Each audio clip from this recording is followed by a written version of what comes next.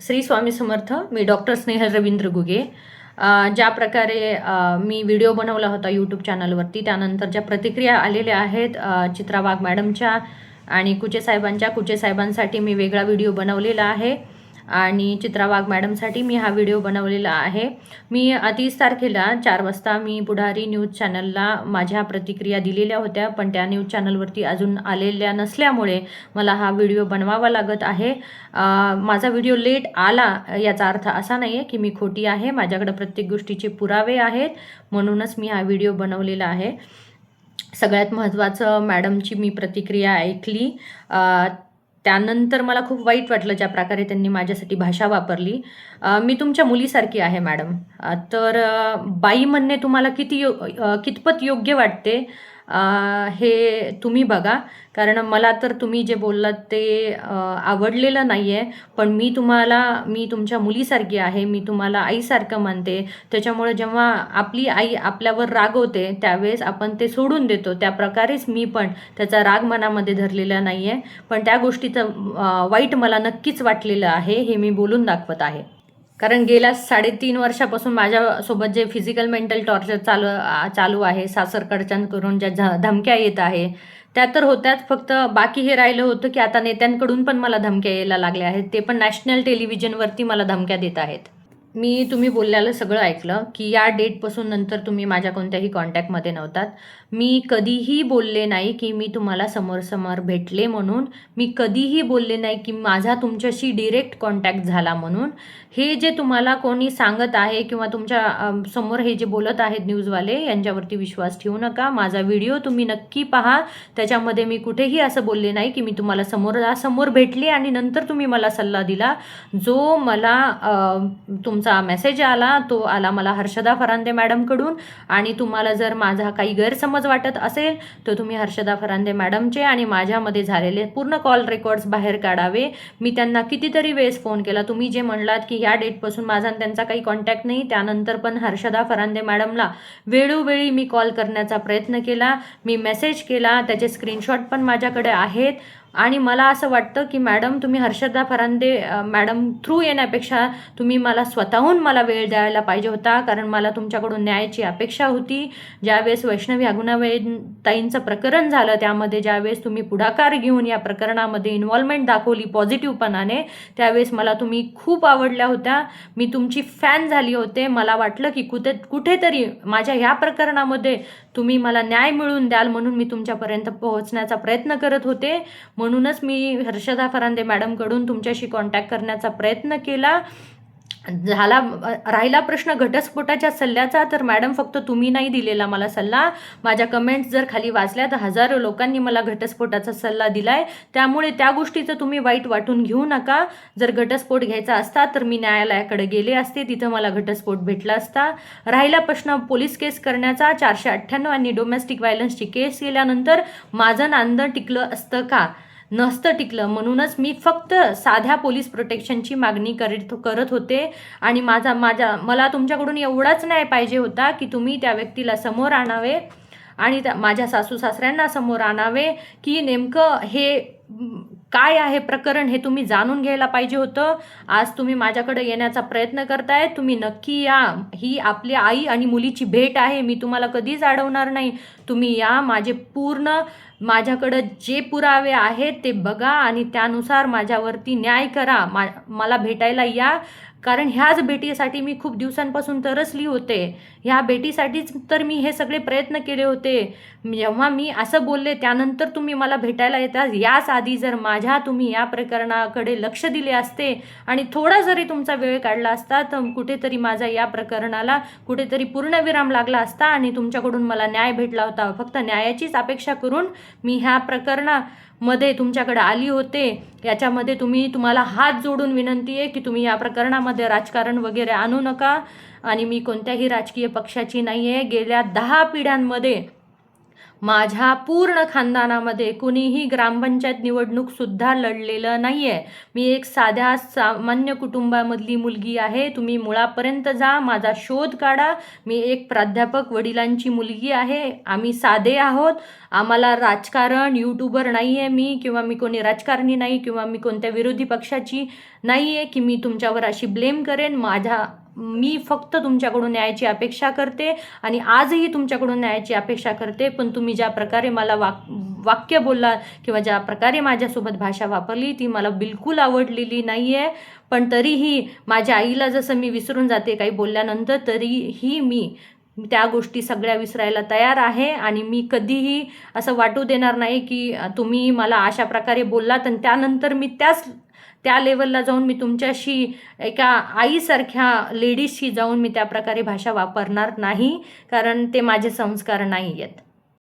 आणखी एक सांगू इच्छिते चित्रा वाघ मॅडमला की ते झाल्यानंतर पण मी हर्षदा फरांदे मॅडमला मेसेजेस केले आहेत, कॉल केले आहेत. त्यांनी त्याचा रिस्पॉन्स दिलेला नाही आहे. तुम्ही कुचे साहेबांना बोलले, त्याच्यानंतर माझं पण कुचे साहेबांशी बोलणं झालं. पण कुचे साहेबांना बोलल्यानंतर तुम्ही माझ्या पूर्ण प्रकरणामधून दुर्लक्ष केलं. मला कोणताही पाठपुरावा तुम्ही माझ्या प्रकरणाचा घेतला नाही. हर्षदा मॅडमनी सुद्धा या प्रकरणाचा काही पाठपुरावा घेतला नाही. हां, पण हर्षदा मॅडमचा मला काल फोन आला. हे प्रकरण जेव्हा समोर आले त्यावेळेस मी तुम्हाला काही स्क्रीनशॉट दाखवू इच्छिते. तुम्ही ते स्क्रीनशॉट पण पाहावे. या जे स्क्रीन मी शेअर केली आहे त्याच्यामध्ये 6 नोव्हेंबर 2025 रोजी हर्षदा फरांदे मॅडमला मी मेसेज टाकला. मॅम, मला तुमच्याशी खूप इम्पॉर्टंट बोलायचे आहे. तुम्हाला जेव्हा वेळ भेटेल मला सांगा, मी कॉल करते. माझ्यासोबत कधी पण काही करू शकतात माझ्या सासरकडचे लोक. मला मीडियासमोर यायचे आहे. माझ्या जीवाला धोका आहे. त्यानंतर गौरी पालवे यांचं प्रकरण झाल्यानंतर मी पुन्हा परत मेसेज केला. मॅम, आणखी एक मुलगी गेली. जेव्हा मदत मागतात मुली त्यावेळी तुम्ही मदत करत नाही. नंतर मीडियासमोर येऊन काय फायदा? कुचे साहेबांना बोलल्यापासून असे काय झाले की तुम्ही माझे फोन उचलणे पण बंद केले आणि मेसेज वाचणे पण बंद केले? मी त्यानंतर पण मॅमशी कॉन्टॅक्ट करण्याचा प्रयत्न केला, पण त्यानंतर मला रिस्पॉन्स नाही भेटलेला. तुम्ही इथे बघू शकता, कोणताही रिस्पॉन्स मला यावरती भेटलेला नाही आहे. मला कुणावरती आरोप करायचे नाही आहे. माझी सगळ्यांकडून एवढीच विनंती आहे, सगळ्या लेडीजकडून, सगळ्या प्रशासनाकडून एवढीच विनंती, फक्त मला न्याय द्यावा एवढी इच्छा आहे माझी. राजकारण यामध्ये आणू नका एवढीच विनंती आहे सगळ्यांना. चित्रा वाघ मॅडमनी असं पण म्हणले की त्यांनी याला राजकारणाचे रूपांतर दिलेले आहे. त्याच्यामुळे मी हे पण प्रूव्ह करण्याचा प्रयत्न करत आहे की हा इलेक्शनमध्ये व्हिडिओ टाकलेला नाही. ह्या गौरी पालवेच्या प्रकरणानंतर मी बाहेर पडलेली आहे. माझं आणि तुमच्या राजकारणाचा काहीही संबंध नाही. ही जी स्क्रीन तुम्ही बघताय, चित्रा वाघ मॅडमना पण विनंती तुम्ही हा व्हिडिओ पहा म्हणून. मे 24 2025 मी तुम्हाला हा मेल केलेला आहे, ज्याच्यामध्ये मी वरती हेडिंग पण टाकली आहे की सासरच्या व माझ्या पतीच्या होणाऱ्या मानसिक, शारीरिक व आर्थिक छळ याबद्दल कृपया करून खालील माहिती पाहावी ही विनंती. त्याच्यामुळे इलेक्शनमध्ये हा व्हिडिओ टाकला आहे किंवा माझं राजकारण्यांसोबत काही संबंध आहे, प्लीज ह्या सगळे वक्तव्य बोलणं बंद करा. मला खरंच न्यायाची अपेक्षा आहे तुमच्याकडून. मला योग्य तो न्याय मिळून द्या. हा पूर्ण मेल तुम्ही पाहू शकता. याच्यामध्ये मी पूर्ण एक्सप्लेन पण केलेला आहे. हा अर्ज पण लिहिलेला आहे जो मी त्यांना पाठवलेला आहे. हे काही फोटोज आहेत मला मारहाणीचे, ते पण त्याच्यामध्ये पाठवले आहेत. ही MLC कंप्लेन आहे ससून हॉस्पिटलची, ती पण पाठवलेली आहे. हे काही फोटोज आहेत जे मी टाकले होते मॅडमला. तुम्ही खूप उच्च पदावर आहेत, तुम्ही बिझी असता. मला माहीत नाही तुमच्या ऑफिसच्या टीमने ह्या सगळ्या गोष्टी तुमच्यापर्यंत पोहोचवल्या का नाही ते, त्यामुळे मी ह्याच्यावर तुम्हाला ब्लेम नाही करणार. पण मी फक्त हे सांगू इच्छिते की हे राजकारणामध्ये किंवा इलेक्शनमध्ये हा व्हिडिओ आणलेला नाही आहे. मी गेल्या खूप दिवसांपासून, 1.5 वर्षापासून लढत आहे. न्यायाचीच अपेक्षा आहे, फक्त न्याय द्या. चित्रताईंनी एक शब्द वापरला षडयंत्र म्हणून. तर मॅडम, मला माहीत नाही आहे षडयंत्र काय असते ते खरंच मला माहीत नाही आहे. आणि मी एवढं सगळं फेस पण केलेलं नाही आयुष्यामध्ये. माझ्यावर वेळ आली म्हणून मी सोशल मीडियावर आले, नाही तर माझी हौस नाही आहे हे सगळं करण्याची. गेल्या 2 दिवसांपासून माझा व्हिडिओ टाकल्यानंतर फक्त कुचे साहेबांच्या आणि चित्रा वाघ मॅडमच्या प्रतिक्रिया घेतल्या जात आहेत.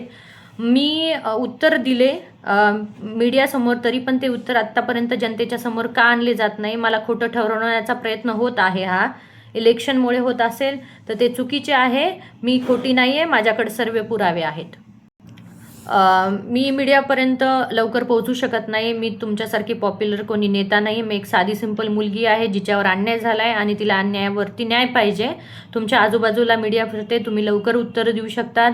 गेल्या 2 दिवसापासून फक्त न्यूजवरती हीच चालू आहे की ह्यांनी काय उत्तर दिलं ते. माझ्या उत्तरापर्यंत कोणी पोहोचू शकले नाही किंवा मी मीडियापर्यंत पोहोचू शकले नाही, म्हणून हा व्हिडिओ मी बनवलेला आहे. मी एक साधीसुधी मुलगी आहे आणि मी उत्तर उशिरा दिले याचा अर्थ असा नाही आहे की मी चुकीची आहे. फक्त मला वेळ लागला मीडियापर्यंत पोहोचायला. जरी मी मीडियापर्यंत पोहोचू शकले नाही तरी मी यूट्यूबद्वारे हे सगळ्यांना सांगण्याचा प्रयत्न करत आहे. मी भाजपची विरोधी नाही आहे किंवा मी कोणत्याही पक्षाची नाही आहे. तुमच्या भाजपाचे ज्यांनी या महाराष्ट्रात पाय रोवले त्या स्वर्गीय गोपीनाथजी मुंडे यांच्याच मतदारसंघातील त्यांचीच एक लेक आहे मी. मला सगळ्यांना हात जोडून हीच विनंती करायची आहे की मला कोणताही माझ्यावर राजकीय दबाव आणण्याचा प्रयत्न करू नये.